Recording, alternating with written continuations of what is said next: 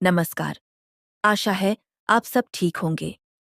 जैसा कि आप जानते हैं, हम भगवान शिव के ज्योतिर्लिंगों के बारे में चर्चा कर रहे हैं और आज हम बात करेंगे नागेश्वरम ज्योतिर्लिंग के बारे में। तो शुरुआत करते हैं। हर हर महादेव। श्री नागेश्वर ज्योतिर्लिंग उत्पत्ति पौराणिक कथा। दारुका नाम की एक प्रसिद्ध राक्षसी थी, जो पार्वती जी से वरदान प्राप्त कर अहंकार में चूर रहती थी।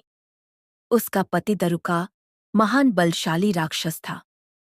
उसने बहुत से राक्षसों को अपने साथ लेकर समाज में आतंक फैलाया हुआ था। वह यज्ञ आदि शुभ कर्मों को नष्ट करता हुआ संत महात्माओं का संहार करता था। वह प्रसिद्ध धर्मनाशक राक्षस था। पश्चिम समुद्र के किनारे सभी प्रकार की संपदाओं से भरपूर 16 योजन विस्तार पर उसका एक वन था, जिसमें वह निवास करता था। दारुका जहां भी जाती थी, वृक्षों तथा विविध उपकरणों से सुसज्जित वह वनभूमि अपने विलास के लिए साथ साथ ले जाती थी। महादेवी पार्वती ने उस वन की देखभाल का दायित्व दारुका को ही सौंपा था, जो उनके वरदान के प्रभाव से उसके ही पास रहता था। उससे पीड़ित आम जनता ने महर्षि औरव के पास जाकर अपना कष्ट सुनाया। शरणागतों की रक्षा का धर्म पालन करते हुए महर्षि औरव ने राक्षसों को शाप दे दिया। उन्होंने कहा कि जो राक्षस इस पृथ्वी पर प्राणियों की हिंसा और यज्ञों का विनाश करेगा, उसी समय वह अपने प्राणों से हाथ धो बैठेगा। महर्षि औरव द्वारा दिए गए शाप की सूचना जब देवताओं को मालूम हुई, तब उन्होंने दुराचारी राक्षसों पर चढ़ाई कर दी। राक्षसों पर भारी संकट आ पड़ा। यदि वे युद्ध में देवताओं को मारते हैं, तो शाप के कारण स्वयं मर जाएंगे, और यदि उन्हें नहीं मारते हैं, तो पराजित होकर स्वयं भूखों मर जाएंगे। उस समय दारुका ने राक्षसों को सहारा दिया और भवानी के वरदान का प्रयोग करते हुए वह संपूर्ण वन को लेकर समुद्र में जा बसी। इस प्रकार राक्षसों ने धरती को छोड़ दिया और निर्भयतापूर्वक समुद्र में निवास करते हुए वहां भी प्राणियों को सताने लगे। एक बार धर्मात्मा और सदाचारी सुप्रिय नामक शिव भक्त वैश्य था। जब वह नौका पर सवार होकर समुद्र में जलमार्ग से कहीं जा रहा था, उस समय दरोक नामक एक भयंकर बलशाली राक्षस ने उस पर आक्रमण कर दिया। राक्षस दारुक ने सभी लोगों सहित सुप्रिय का अपहरण कर लिया और अपनी पुरी में ले जाकर उसे बंदी बना लिया। चूंकि सुप्रिय शिवजी का अनन्य भक्त थे, इसलिए वह हमेशा शिवजी की आराधना में तन्मय से लगे रहते थे। कारागार में भी उनकी आराधना बंद नहीं हुई और उन्होंने अपने अन्य साथियों को भी शिवजी की आराधना के प्रति जागरूक कर दिया। वे सभी शिवभक्त बन गए। कारागार में शिवभक्ति का ही बोलबाला हो गया। जब इसकी सूचना राक्षस दारुक को मिली, तो वह क्रोध में उबल उठा।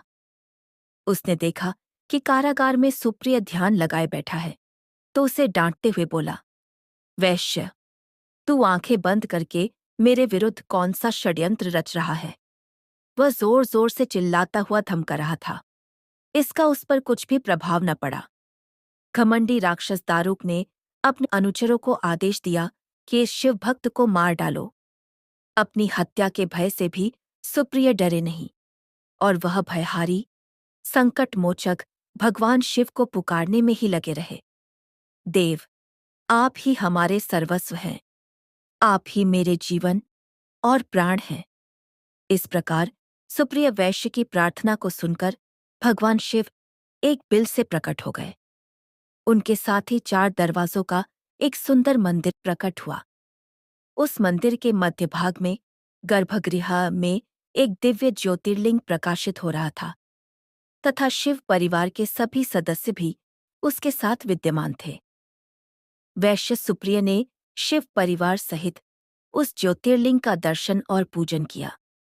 इति सन प्रार्थित शंभुर्विवरान् निर्गतस्तदा भवनेनोत्तमेनाथ चतुर्द्वारयुतेन च मध्ये ज्योति स्वरूपं च शिवरूपं तदद्भुतं परिवारसमायुक्तं दृष्ट्वा चापूजयत् सवय पूजितश्च तदा शंभु प्रसन्नो ह्यभवत् स्वयम् अस्त्रं पाशुपतं नाम दत्त्वा राक्षसपुङ्गवान् जघानसोपकरणान्स्तान् सर्वान् सगणान् द्रुतम् अरक्षच्च स्वभक्तं वै दुष्टः स ही शंकरः।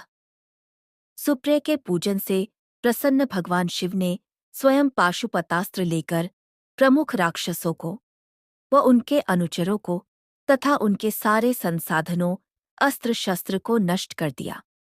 लीला करने के लिए स्वयं शरीर धारण करने वाले भगवान शिव ने अपने भक्त सुप्रिय आदि की रक्षा करने के बाद उस वन को भी यह वर दिया कि खा, आज से इस वन में ब्राह्मण, क्षत्रिय, वैश्य तथा शूद्र इन चारों वर्णों के धर्मों का पालन किया जाएगा। इस वन में शिव धर्म के प्रचारक श्रेष्ठ ऋषि मुनि निवास करेंगे और यहाँ तामसिक दुष्ट राक्षसों के लिए कोई स्थान न होगा। राक्षसों पर आए इसी भारी संकट को देखकर राक्षसी दारुका ने दीन भाव से देवी पार्वती की स्तुति की। उसकी प्रार्थना से प्रसन्न माता पार्वती ने पूछा, बताओ, मैं तेरा कौन सा प्रिय कार्य करूं? दारुका ने कहा, मां, आप मेरे कुल की रक्षा करें। पार्वती ने उसके कुल की रक्षा का आश्वासन देते हुए भगवान शिव से कहा, नाथ, आपकी कही हुई बात इस युग के अंत में सत्य होगी, तब तक यह तामसिक सृष्टि भी चलती रहे, ऐसा मेरा विचार है। माता पार्वती शिव से आग्रह करती हुई बोली कि मैं भी आपके आश्रय में रहने वाली हूं, आपकी ही हूं, इसलिए मेरे द्वारा दिए गए वचन को भी आप प्रमाणित करें। यह राक्षसी दारुका राक्षसियों में बलिष्ठ मेरी ही शक्ति तथा देवी है, इसलिए यह राक्षसों के राज्य का शासन करेगी। ये राक्षसों की पत्नियां अपने राक्षस पुत्रों को पैदा करेगी, जो मिलजुल कर इस वन में निवास करेंगे, ऐसा मेरा विचार है। माता पार्वती के उक्त प्रकार के आग्रह को सुनकर भगवान शिव ने उनसे कहा, प्रिय, तुम मेरी भी बात सुनो। मैं भक्तों का पालन तथा उनकी सुरक्षा के लिए प्रसन्नतापूर्वक इस वन में निवास करूंगा। जो मनुष्य वर्णाश्रम धर्म का पालन करते हुए श्रद्धा भक्तिपूर्वक मेरा दर्शन करेगा, वह चक्रवर्ती राजा बनेगा। कलयुग के अंत में तथा सतयुग के प्रारंभ में महासेन का पुत्र वीरसेन राजाओं का महाराज होगा। वह मेरा परम भक्त तथा बड़ा पराक्रमी होगा। जब वह इस वन में आकर मेरा दर्शन करेगा, उसके बाद वह चक्रवर्ती सम्राट हो जाएगा। तत्पश्चात बड़ी बड़ी लीलाएं करने वाले शिव दंपत्ति ने आपस में हास्य विलास की बातें की और वहीं पर स्थित हो गए। इस प्रकार शिव भक्तों के प्रिय ज्योतिर्लिंग स्वरूप भगवान शिव नागेश्वर के कहलाए और पार्वती देवी भी नागेश्वरी के नाम से विख्यात हुईं। इस प्रकार शिव ज्योतिर्लिंग के रूप में प्रकट हुए हैं, जो तीनों लोकों की कामनाओं को पूर्ण करने वाले हैं। इति दत्तवर सोपि शिवेन परमात्मना शक्त सर्वं तदा कर्तृत्व संबभूव न संशय। एवं नागेश्वरो देव उत्पन्नो ज्योतिषां पति लिंगस्पस्त्रिलोकस्य सर्वकामप्रद सदा एतद्य शृणुयान्नित्यं नागेशोद्भवमादरात् सर्वान् कामानि याद्धीमान् महापातक नाशनान्। नागेश्वर ज्योतिर्लिंग के दर्शन करने के बाद जो मनुष्य उसकी उत्पत्ति और महात्म्य संबंधी कथा को सुनता है, वह समस्त पापों से मुक्त हो जाता है तथा संपूर्ण भौतिक और आध्यात्म सुखों को प्राप्त करता है।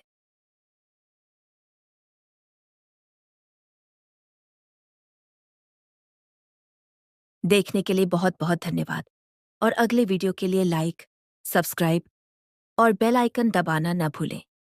धन्यवाद।